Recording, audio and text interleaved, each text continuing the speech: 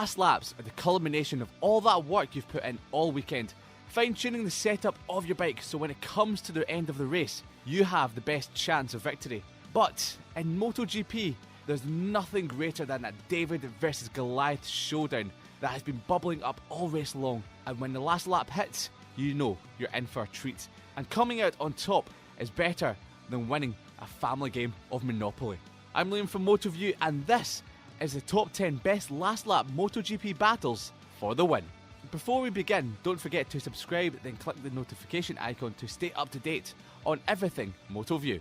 Number 10, Andrea Dovizioso versus Marc Marquez, Red Bull Ring 2017. The Red Bull Ring in Austria has seen a Ducati 1-2 in 2016 with Andrea Iannone taking his first win ahead of Dovizioso. In 2017, Dovizioso was joined at Ducati by five-time champion Jorge Lorenzo.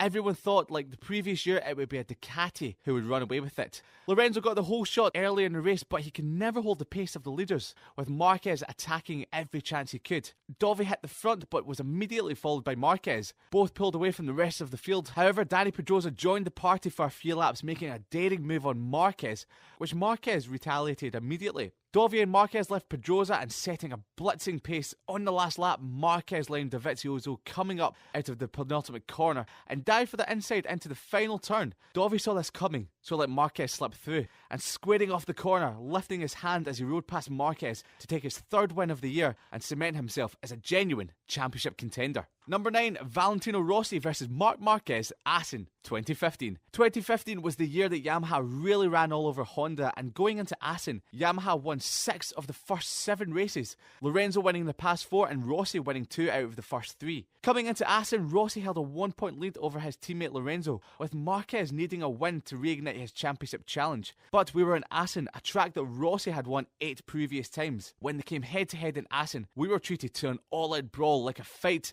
down at your local pub. Rossi had set pole, got away at the front with Marquez chasing him down. With 7 laps to go, Marquez took the lead, but Rossi retook it with 3 laps to go. Coming on to the final lap, it looked like Rossi had Marquez covered, but Marquez had other ideas. He closed the gap as the last lap progressed, and coming into the Gert Turma chicane, Marquez went for the inside line and hit Rossi, which sent Rossi across the gravel and taking the win. Honda launched a protest, but it was deemed Marquez hadn't got a wheel in front and left Rossi with no option but to cut the final chicane. Number 8, Mick Doohan versus Alex Crivier, Jerez 1996. This race had it all. The greatest 500cc champion against his main rival and Repsol Honda Spanish teammate Alex Crivier in a race-long duel at the Spaniards' home track. This race has to go down as one of the strangest last laps of all time. As they started the final lap, Crivier had a few bike lengths as they came towards the stadium section. The fans had come onto the track as the race was still going on. Crivier slowed up and got distracted. This allowed Doohan to close the gap and launching an attack into the final corner. They both touched and Doohan got the lead. Crivier wanted to square the corner off in a desperate attempt to win his home Grand Prix, opened the throttle and high-sided. This allowed Doohan to win to the frustration of the Spanish fans, with Doohan met with boos and angry fans on the slowdown lap. If it wasn't for the fans on the track, Crivier would have had a better chance of winning the race. Number 7, Norikabe versus Max Biaggi, Rio 1999. In 1999, Mick Doohan injured himself at the Spanish Grand Prix during practice and put himself out for the rest of the season, eventually choosing to retire. This had left Alex Crivier in the best position to take his first championship, which he did at Rio, finishing in 6th, and in doing so, inspired a nation. This allowed for an epic race further ahead between Norikabe on a Dantine Yamaha, Max Biaggi on the factory Yamaha, and Kenny Roberts Jr. on the Suzuki. The race was an epic all the way through with aggressive but fair passes. Going onto the back straight for the final time, Kenny Roberts had gone from 3rd to 1st, Abe from 1st to 3rd, and Biaggi remained in 2nd. Roberts got a tank slapper on where the bike snakes from side to side and both Yamahas blasted past, with Abe taking the lead at the end of the straight. Into the final corner, Abe blocked the inside line, but Max Biaggi went for it anyway, carrying the speed around the outside and looking like he had done it. Abe, with the heart of a warrior, didn't give up.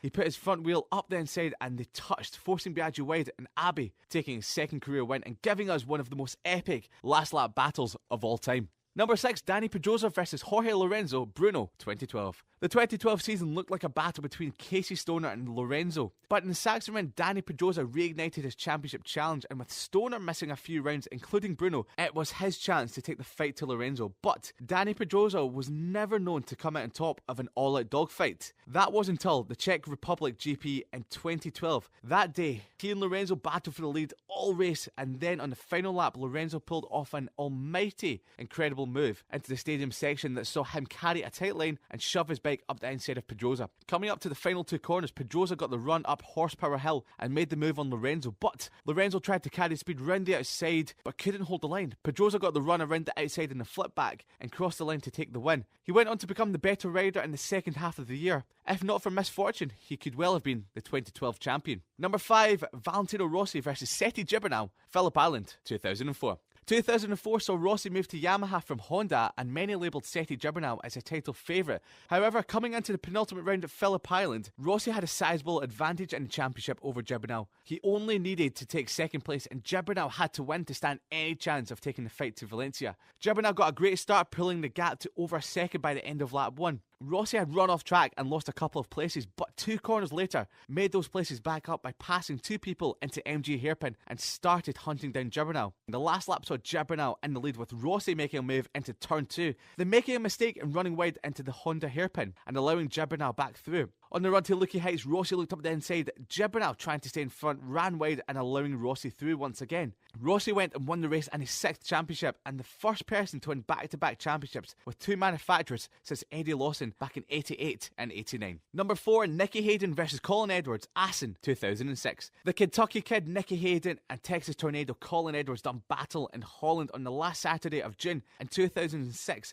and it was dramatic as it was exciting. Hayden was in the championship battle with Rossi, Caparossi, Pedrosa and Melandri, but 3 of his 4 contenders were injured for the race. Rossi's teammate Edwards took the fight to his fellow American in one of the best races of all time. Edwards led most of the race with a lap and a half to go. Hayden went for the move up the inside and Edwards ran across the track, rejoining nearly 2 seconds back. Everyone thought the race was over. Not Edwards. He produced one of the most amazing and inspired last laps you'll ever see, taking chunks of time out of Hayden all last lap and coming into the final section of the track. He retook the lead and coming into the Gert Timmer chicane, Edwards defended his line. Hayden had attempted a tried and tested line around the outside and into the final corner, ran off track, as did Edwards. Edwards hit the AstroTurf and fell off, leaving Hayden to take his first win of the year, and Edwards the closest he'd ever come to winning a MotoGP race. Number 3, Valentino Rossi versus Seti Gibernau, Jerez, 2005. This was the last true head-to-head we would see of Rossi and Gibernau, and what a battle it was. Gibernau in Spain in front of his home fans, and Rossi, the pantomime villain in Spain at the time, went at it like 2 lions fighting for the throne. They held a huge lead over the rest of the field, and going into the final lap, Rossi looked like he had Gibernau covered. However, going into the hairpin at the end of the back straight, like Phillip Island, he ran wide and Gibernau got through.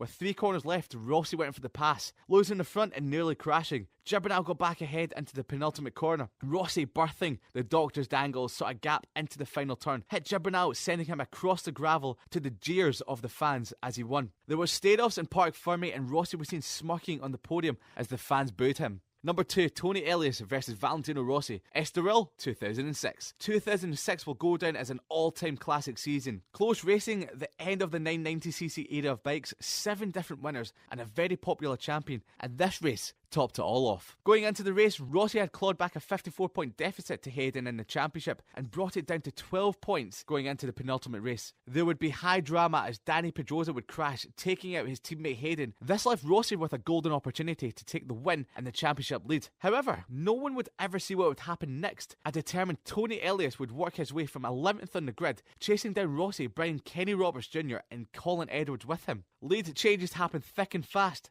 Into the last lap, Roberts had thought he had won. Rossi went for the lead, but Elias from third outbraked both and backing it in sideways took the lead. Rossi retook the lead into the final chicane, with Elias trying to retake it going around the outside. The final corner is a long right-hander and Rossi looked to have the race won, but Elias had a great run out of the final corner and pulled alongside Rossi to win one of the most exciting races by 0.02 of a second, taking 5 points away from Rossi, and those 5 points were how much he'd lose the championship by to Hayden 2 weeks later. And at number 1, Valentino Rossi versus Jorge Lorenzo, Catalunya, 2009. This was the battle of the old dog versus the young pup. Lorenzo was at his home Grand Prix and in his second season in the MotoGP class, with Rossi the reigning world champion in his 10th. They were both Yamaha teammates, and this was the race for supremacy, and the race seen as a swing in the 2009 title fight. The passes were hard and fair all race, with both pulling off great passes, including Rossi around the outside into turn 1 with 3 laps to go. Heading into the final lap, Rossi had the lead, but Lorenzo, learning from 2 laps earlier, pulled a pass into turn 1, blocking Rossi. Rossi tried a sneaky pass into turn 2 but had his nose swiped off. He then outbraked Lorenzo into turn 4 but ran wide, with Lorenzo retaking the lead. Rossi's only hope was at the end of the back straight into turn 10, but he wasn't close enough. Everyone thought it was all over, including Lorenzo, but Rossi had another trick up his sleeve. Coming through the penultimate corner, Rossi kept his bike in second gear instead of moving into third. This gave him the run through the corner, and he went for the overtake into the last corner where no one passes. He lost the front a few times but stayed on and took one of the most impressive and exciting wins you'll ever see. Did you agree with the list? Let us know what you would have had in your top 10. If you liked the video, give it a thumbs up and don't forget to subscribe for more future MotoView content.